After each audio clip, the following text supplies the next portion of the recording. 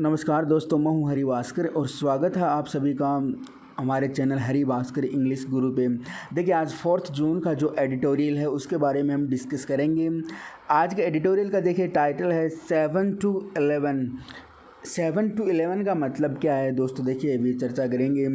देखिए, पहले G7 जो ग्रुप बना हुआ था, ठीक है, अब उसको किस में चेंज करने की सोच रहे हैं? G11 में। इसका मतलब क्या है कि जो G7 जो ग्रुप बनाया गया था, ठीक है, जिसमें शामिल कुछ देश है America, Britain, France, Italy, Japan, Canada, Germany, ये सारे जो कंट्रीज़ में शामिल थे। अब उसमें क्या कर रहे हैं कि पहले 7 जो देश थे वो शामिल थे G7 में। अब बात कर रहे हैं कि अमेरिका सोच रहा है कि उसको G7 से किस में चेंज किया जाए? G11 में चेंज कीजिए। मतलब क्या है कि जो 4 और कंट्री हैं उसको भी इसमें शामिल किया जाए। अब देखिए दोस्तों, G7 है वो एक सबसे जो बड़ा शक्तिशाली एक जो ग्रुप है उनमें से एक है, सबसे बड़ा शक्तिशाली ग्रुप है। अब इसमें 4 देश को और शामिल करने की सोच रहे हैं, जिसमें क्या होगा, इंडिया, रसिया, ऑस्ट्रेलिया, साउथ कोरिया, ये शामिल होने वाले हैं, ठीक है। अब देखिए, G7 जो ग्रुप बनाया गया था, जिसका जो बहुत अच्छा जो एक ग्रुप था, जिसमें स्वतंत्रता, मानव अधिकारों की सुरक्षा करने के लिए, ठीक है, लोकतंत्र और जो कानून जो प्रणाली है उसका शासन अच्छी तरीके से चल सके, जिसके लिए G7 जो ग्रुप बनाया गया था, जिसमें जो 7 अच्छे जो शक्तिशाली देश शामिल थे। अब इस ग्रुप को चेंज करने की बात कर रहे हैं और इसको में 4 जो कंट्री हैं वो और ऐड करने की बात करेंगे, जिसमें इंडिया, रसिया, साउथ अफ्रीका, कोरिया और ऑस्ट्रेलिया शामिल होने वाले हैं, ठीक है। तो इसकी बात कर रहे हैं कि 7 to 11 जो G7 से G11 में चेंज होने की बात कर रहे हैं, ठीक है। तो देखिए, इसका आज का जो हमारा एडिटोरियल वो यही रहेगा। देखिए, बात कर रहे हैं आज के एडिटोरियल की।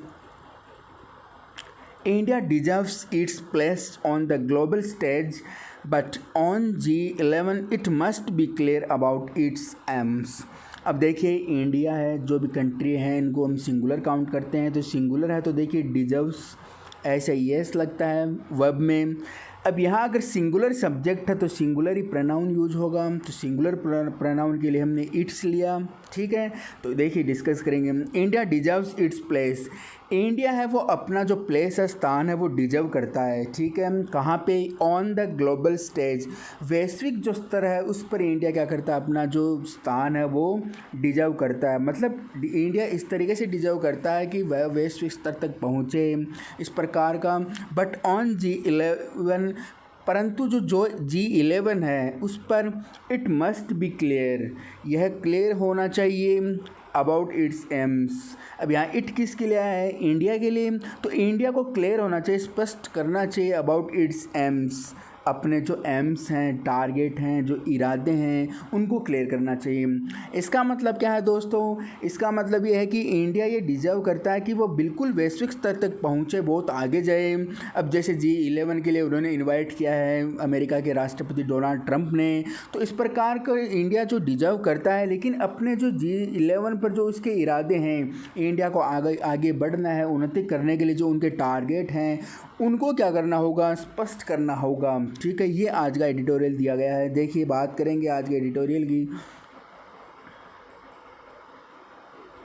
देखिए दोस्तों, dismissing the current configuration of the group of 7 और G7 of the world's most developed nation as outdated, US President Donald Trump announced over the weekend that he would like to expand it to a G11 by adding India, Russia, South Korea and Australia. अब देखिए, dismiss करना क्या होता है? निरस्त करना। The current configuration, configuration का मतलब क्या होता है दोस्तों? स्ट्रक्चर बोल सकते हैं आप, ठीक है। क्या बोल सकते हैं? स्ट्रक्चर, ठीक है। तो इंडिया देखिए, जो डिसमिसिंग द करंट कॉन्फ़िगरेशन, फ़िलहाल जो कॉन्फ़िगरेशन है, वर्तमान में जो स्ट्रक्चर बना हुआ है उसको डिसमिस करते हुए, उसको खारिज करते हुए, अब किसका ग्रुप है? ऑफ द ग्रुप ऑफ 7, ठीक है। जो G7 ग्रुप है उसके जो स्ट्रक्चर को खारिज करते हुए, अब जो G7 ग्रुप है वो क्या है? The world's most developed nations, ठीक है। अब जो वर्ल्ड के जो सबसे ज़्यादा जो डेवलप्ड नेशन हैं जिनमें वो शामिल हैं, एज आउटडेट। आउटडेट मतलब क्या होता है? डेट से आउट हो जाना, मतलब आप ओल्ड बोल सकते हैं, प्राचीन बोल सकते हैं, ठीक है, एंशियंट बोल सकते हैं। तो most developed nations as outdate, वो आउटडेट हो गया, ठीक है, इसका मतलब क्या है, US president Donald Trump announce, जो यूएस के जो प्रेसिडेंट हैं डोनाल्ड ट्रंप, उन्होंने अनाउंस किया, उन्होंने घोषणा की द वीकेंड, इस जो वीकेंड की घोषणा की, that he would like to, कि वो पसंद करेंगे ऐसा, टू एक्सपेंड, विस्तार करना, ठीक है, एक्सपेंड मतलब विस्तार करना, बढ़ाना, इट टू ए G11, इसको G11 में विस्तार करना चाहेंगे। इट किसके लिए आया है, इट यहाँ दोस्तों आया है G7 जो ग्रुप है उसके लिए आया है। अब इसको ही तो बढ़ा रहे हैं, G7 से G11 में बढ़ा रहे हैं ना, जो 4 देश हैं इसको ऐड करके, इंडिया, रसिया, ठीक है। अब देखिए पूरी बात कर रहे हैं हम, ठीक है, जो सब वर्ल्ड का जो सबसे बड़ा जो एक ग्रुप है, ठीक है, डेवलप्ड जो नेशंस है जिसमें शामिल हैं, ठीक है, अब जिसका नाम क्या है G7, उसके जो वर्तमान के जो स्ट्रक्चर है उसको खारिज करते हुए यूएस प्रेसिडेंट जो डोनाल्ड ट्रंप है, उन्होंने इस जो वीकेंड की घोषणा की कि वो पसंद करेंगे कि इस जो G7 ग्रुप है इसको बढ़ाकर किसा किया जाए, G11 किया जाए। मतलब इसमें इंडिया, रशिया, साउथ कोरिया और ऑस्ट्रेलिया को शामिल किया जाए और G11 इसको बनाया जाए, ठीक है। अब आगे देखिए, he followed that up with invitations to their leaders, including Prime Minister Modi, to attend the G7 summit in the US later this year. इसका मतलब देखिए दोस्तों, he followed that up with invitations, उन्होंने their leaders, ठीक है। अब यहाँ जो डोनाल्ड ट्रंप हैं उन्होंने इसकी पालना की, अपने जो लीडर्स हैं उनको इन्विटेशंस, उनको फॉलो करते हुए, ठीक है, उनको अनुसरण करते हुए, ठीक है, उन्होंने इन्विटेशंस को फॉलो किया। अब इन इन्विटेशंस में किसको शामिल किया, इंक्लूडिंग प्राइम मिनिस्टर मोदी, उन्होंने इंडिया के जो प्राइम मिनिस्टर हैं उन मोदी, उनको भी शामिल किया, to attend the G7 summit, ठीक है। अब यहाँ G7 समिट एक जो सिक्कर है ग्रुप का, इसलिए इससे पहले द का यूज हुआ है। To attend the G7 summit, कि वो क्या करें, अटेंड करें, शामिल हों, किसमें, G7 समिट, G7 जो एक समिट सिक्कर है, सम्मेलन, उसमें वो शामिल हो इन द यूएस में लेटर दिस ईयर, इस वर्ष के अंत में, आखिर में। तो उन्होंने क्या किया, ठीक है, उन्होंने अपने लीडर्स को या इन्विटेशंस को फॉलो करते हुए उन्हें प्राइम मिनिस्टर नरेंद्र मोदी को, लीडर्स को मतलब इन्विटेशन दिया कुछ लोगों को, जिसमें प्राइम मिनिस्टर नरेंद्र मोदी भी शामिल थे। उन्हें कहा गया कि वो G7 जो यूएस में एक जो इस वर्ष के आखिर में वो जो सम्मेलन है उसमें क्या हो, शामिल हो। अब यहाँ देखिए द न्यूज़, ठीक है, द न्यूज़। अब न्यूज़ से पहले द का यूज हुआ है, क्यों, क्योंकि न्यूज़ हम जानते हैं, अभी हमने पढ़ा कि जो न्यूज़ डेफिनेट या कोई भी जो डेफिनेट चीज़ होती है उससे पहले हम द का यूज करते हैं।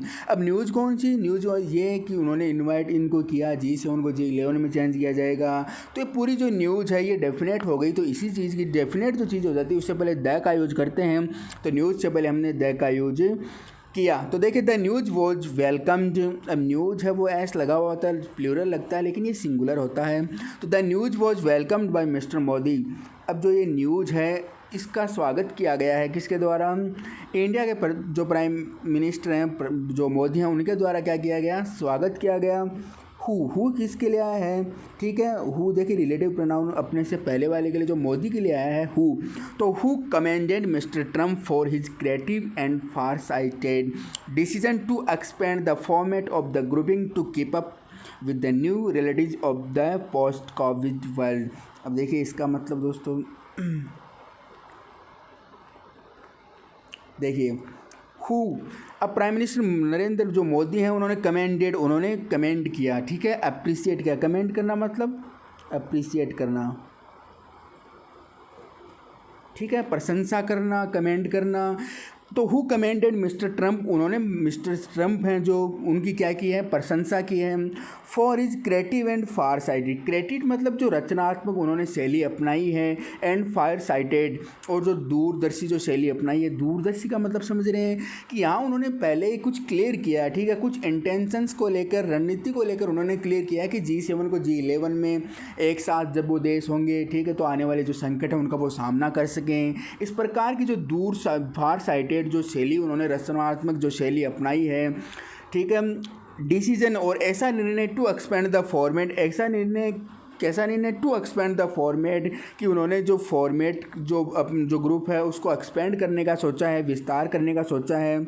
और फॉर्मेट किसका, ऑफ द ग्रुपिंग, ठीक है, जो ग्रुप का उन्होंने जो विस्तार करने का सोचा है। To keep up with the new relatives of the post COVID world, ठीक है, पोस्ट कोविड जो वर्ल्ड है उससे संबंधित जो उन्होंने ग्रुप को फॉर्मेट करने का या एक्सपेंड करने का उन्होंने विस्तार करने का सोचा है। इस प्रकार की जो रचनात्मक, क्रिएटिव और फार साइटेड और जो दूरदर्शी शैली उन्होंने अपनाई है, इसकी प्रधान जो प्राइम मिनिस्टर जो नरेंद्र मोदी हैं उन्होंने ट्रम्प की क्या की है, कमेंड की है, उन्होंने उसको अप्रिशिएट किया गया है, ठीक है, क्योंकि उन्होंने पहले सोचा है कि G7 को G11 में चेंज किया जाए, 4 देश और शामिल हों, आगे आने वाले संकट से वो सामना करें, ठीक है। इस प्रकार की उन्होंने शैली को सराहा है भारत के प्रधानमंत्री नरेंद्र मोदी ने। आगे देखिए दोस्तों, यहाँ से Australia and south Korea have also welcome the invitation. Australia और जो साउथ कोरिया है, अब देखिए 2 देश हो गए एंड से जुड़ के, तो यहाँ फिर आने वाली जो वर्ब है वो प्लूरल है, हेल्पिंग वर्ब है वो हैव का यूज हुआ है, ठीक है। और याद रखना जो हेल्पिंग वर्ब होती हैं ऑल्सो का यूज होता है वो हेल्पिंग वर्ब के बाद होता है। तो यहाँ देखिए Australia and south Korea have also, ठीक है, और वर्ब है उससे ऑल्सो का यूज़ क्या होता है, पहले होता है, ठीक है। तो Australia and south Korea have also welcome, Australia और साउथ कोरिया उन्होंने भी क्या किया है, इस इन्विटेशन है, इस निमंत्रण को क्या किया है, सराहा है, इसका स्वागत किया है। वाइल रसिया, अब इसके दौरान जो रसिया है that lost its membership of the grouping in 2014 over it's annexation of Crimea.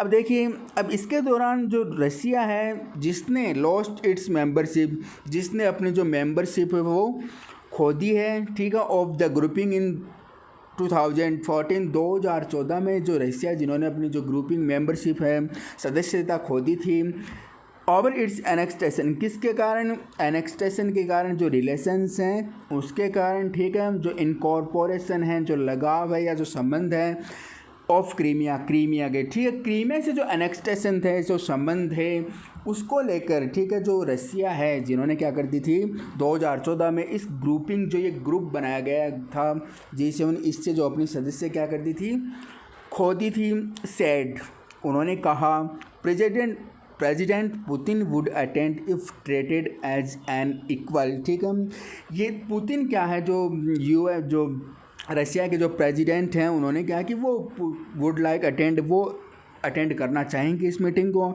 If treated as an equal, यदि इस प्रकार से समान से उन्होंने क्या किया गया, इक्वल रूप से उनको ट्रीट किया गया, ठीक है, उनको सराहा गया या सम्मान की दिया गया, तो वो क्या करना चाहेंगे, इस प्रकार के जो दिया गया है अभी जो सम्मेलन है उसको क्या करेंगे, वो इसमें भाग लेना चाहेंगे। आगे देखिए, notable by its absence in the proposed grouping is China, which had earlier, along with India, Brazil, Mexico, and South Africa, been invited regularly to G8 summits as an outreach by the developed world to the 5 emerging economies called G8+5।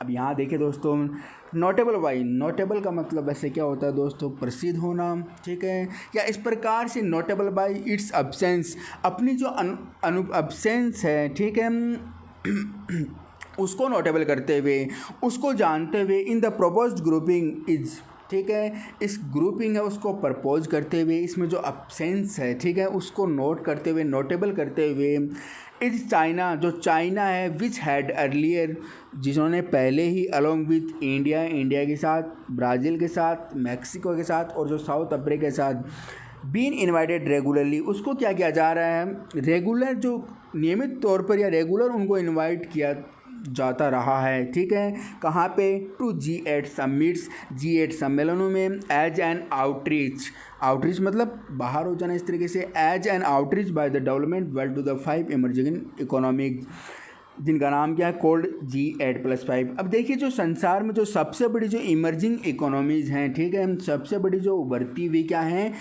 अर्थव्यवस्थाएं हैं, ठीक है, उनको developed जो है ना, उनको outreach करते हुए, ठीक है, जिन्होंने रेगुलर क्या किया जा रहा है, जिन्हें चाइना को जो रेगुलर नियमित तौर पर G8 समिट्स हैं उनमें क्या किया जाता रहा है, इनवाइट किया जाता रहा है हमेशा से। इस तरीके से दिया गया है। ये आगे देखिए, particularly over corona virus issues, विशेष रूप से किसके लिए, कोरोना वायरस जो इश्यूज हैं, इश्यूज का मतलब क्या होता है, मुद्दे, ठीक है, जो मामले होते हैं इश्यू, ठीक है, उनको बोलते हैं। तो पर्टिकुलरली विशेष रूप से over corona virus issues, corona virus जो इश्यूज हैं, मुद्दे, इनको लेकर clearly played a part in mister Trump's decision to leave China's president Xi Jinping of his summit guest list, ठीक है। अब विशेष रूप से देखिए, चाइना को पहले G8 समिट्स में क्या करता रहा है, रेगुलर उनको इनविटेशन मिलता रहा, वो रेगुलर शामिल होता रहा है। लेकिन यहाँ देखिए, अब विशेष रूप से किस कारण, कि विशेष रूप से कोरोना वायरस जो मुद्दे हैं उनको लेकर सब ये मान रहे हैं कि चीन की वजह से सारे देश को जो गाठा हुआ है, उनकी इकोनॉमी में कितना लॉस हुआ है, इनमें सभी को उनको दोषी ठहराते हुए, तो पर्टिकुलर विशेष रूप से कोरोना वायरस है मुद्दे, उनको लेकर क्लियरली स्पष्ट रूप से played a part in mister Trump decision. अब जो कोरोना वायरस मुद्दा है, इसने विशेष रूप से जो ट्रम्प के डिसीजन है उसमें क्या है, मुख्य भूमिका निभाई है, ठीक है, टू लीव चाइना को छोड़ने का, चाइना के जो प्रेसिडेंट शी जिनपिंग का उनको दूर रखने का, छोड़ने का, of his summit guest list, अपनी जो शिखर की जो गेस्ट लिस्ट थी उनसे दूर रखने का। देखिए, साफ साफ इसका मतलब ये है कि जो गेस्ट G7 है पहले G11 किया गया, अब इसकी जो गेस्ट लिस्ट है उसमें भी चाइना के शी जिनपिंग को कोई इनविटेशन नहीं मिला है। तो इसमें सबसे ज़्यादा पर्टिकुलर विशेष रूप से ये दर्शाता है कि जो चाइना, जो अमेरिका के जो राष्ट्रपति हैं डोनाल्ड ट्रम्प, उन्होंने जो डिसीज़न लिया है उनमें मुख्य रूप से जो कोरोना वायरस मुद्दे हैं उनको लगता है कि उनको देखकर उन्होंने इस प्रकार के जो डिसीजन लिए हैं कि चाइना के जो प्रेसिडेंट है शी जिनपिंग की, उनको इस जो समिट, जो शिखर सम्मेलन है, इनकी जो गेस्ट लिस्ट है उनको क्या रखा गया है, दूर रखा गया है। आगे देखें, A White House spokesperson even explained that the G11 would be a way for the US to bring together its traditional allies to talk about how to deal with the future of China। अब यहाँ देखिए इसका मतलब क्या है, ए White House spokesperson, ठीक है, देखिए a White House spokesperson, White House के जो स्पोक्सपर्सन हैं, प्रवक्ता हैं, ठीक है, प्रवक्ता मतलब बोलने वाले, ठीक है, मीडिएटर बोल सकते हैं आप। तो देखिए, एक वाइट हाउस के जो स्पोक्स पर्सन हैं, प्रवक्ता हैं, ठीक है, इवन एक्सप्लेन, उन्होंने यहाँ तक की व्याख्या किया, एक्सप्लेन किया है दैट कि the G11 would be A way for the US, कि G11 जो ग्रुप अभी G7 से G11 में बनाया जाएगा, ठीक है, वुड बी ए वे, ठीक है, वो क्या होगा, वुड भी एक तरीका होगा या एक रास्ता होगा, फॉर द US, किसके लिए, US के लिए, to bring together its traditional allies to talk about how to deal with the future of China, ठीक है। अब किसके लिए ये तरीका होगा कि जिन्होंने कि टू ब्रिंग टुगेदर इट्स, कि वो एक साथ लाएं, क्या लाएं, इट्स ट्रेडिशनल अलाइज, जो ट्रेडिशनल जो अलाइज हैं, अलाई मतलब क्या होता है, साथ होना, ठीक है, पार्टनर होना, एसोसिएट होना, ठीक है, सपोर्टर होना, कि वो एक ट्रेडिशनल सपोर्टर एक साथ आएँ, टू टॉक अबाउट, कि वो एक साथ बात करें, हाउ टू डील विथ मतलब डील के साथ विद का यूज होता है किसी से निपटने के लिए, डील करना, कि वो कैसे निपटें, ठीक, किससे, the future of China, China के फ्यूचर से, ठीक है। अब साफ साफ इसका मतलब क्या है कि एक वाइट हाउस के जो स्पोक्स पर्सन है उन्होंने यहाँ तक एक्सप्लेन किया कि जो G11 होगा, G7 से बढ़कर एक्सपेंड जो बढ़ाया जा रहा है उनको, वो एक तरीका होगा कि जो US हैं वो एक साथ ट्रेडिशनल अलाइज में साथ आएँ, ठीक है, वो एक सपोर्टर के तौर में साथ आएँ सभी मिलकर, और वो आपस में बात करें मिलकर कि किस प्रकार से चाइना के फ्यूचर के साथ या चाइना से किस तरीके से निपटना है, आने वाले भविष्य में चाइना के साथ कैसे डील करना है, कैसे उनके साथ संबंध रखने हैं। इस प्रकार से ये क्या होगा, मुख्य अपना जो रोल है वो निभाएगा जो G11 ग्रुप बनाएगा जाएगा। Predicatively Beijing has lashed out at the G11 idea as one that would be doomed to fail, ठीक है। प्रेडिक्टेबली, ठीक है। अब इस प्रकार से क्या होगा कि बीजिंग हैज़ लेस आउट। देखिए लेस आउट का मतलब क्या होता है दोस्तों, लेस आउट का मतलब होता है जैसे बस इस तरीके से बोलो तो क्रिटिसाइज होता है, ठीक है, किसी की आलोचना करने के लिए हम बोलते हैं, लेकिन यहाँ इसका मतलब है टू मूव सडनली या किसी को दूर हटाना, ठीक है। तो बीजिंग हैज़ लेस आउट, यहाँ हैज़ है तो फिर थर्ड फॉर्म का यूज हुआ है, तो बीजिंग को क्या कर दिया है, लेस आउट कर दिया गया है, उनको हटा दिया गया है at the G11 idea. G11 का जो विचार है, ठीक है, G11 का जो आइडिया दर्शाया गया है, इससे बीजिंग को क्या कर दिया गया है, मूव कर दिया गया है, अचानक से हटा दिया गया है। As one that would be doom to fail, इस तरीके से लगता है कि डूम टू फेल का मतलब दोस्तों क्या होता है, डूम टू फेल का मतलब होता है कुछ अनप्लीजेंट होना, ठीक है, क्या होना, अनप्लीजेंट होना। तो ये इस प्रकार का किया गया उनके लिए डूम टू फेल, ठीक, कोई डूम टू फेल हो जाना मतलब कुछ अनप्लीजेंट ऐसा होना, लगने वाला कि समथिंग अनप्लीजेंट सर्टेन होने वाला, ठीक है, घटित हो, हैपन होने वाला, घटित होने वाला। तो ये क्या होगा कि उनको अचानक से हटा दिया गया है बीजिंग को, जो चाइना के राष्ट्रपति हैं। तो ये क्या होगा उनके लिए, डूम टू फेल का मतलब ये उनका अनप्लीजेंट होगा, ठीक है, उनके लिए अप्रिय लगने वाला प्रतीत होगा। तो देखिए दोस्तों आज का एडिटोरियल था हमारा, ठीक है, क्या था 7 to 11, जिसमें G7 से G11 बढ़ाने की बात कर रहे हैं। तो देखिए सिंपल तरीके से आप आराम से रेगुलर पढ़ रहे हैं तो आराम से आप क्लियर कर पाएंगे, समझ पाएंगे क्या तरीका है। इंग्लिश न्यूज़पेपर एडिटोरियल है वो एक ऐसा मीडियम है जिसे आप रेगुलर पढ़ते रहेंगे, ठीक है, वो वर्ड्स हैं वो नोट करेंगे, ग्रामर कॉन्सेप्ट्स भी आपके क्लियर होते जाएंगे, ठीक है, कहाँ पे एस लगेगा, इसका क्या होगा, फ्रेजल वर्ब, सारी बहुत सारे आपको देखने को मिलेगा। तो मिलते हैं कल, ठीक है, तब तक के लिए नमस्कार, गुड बाय।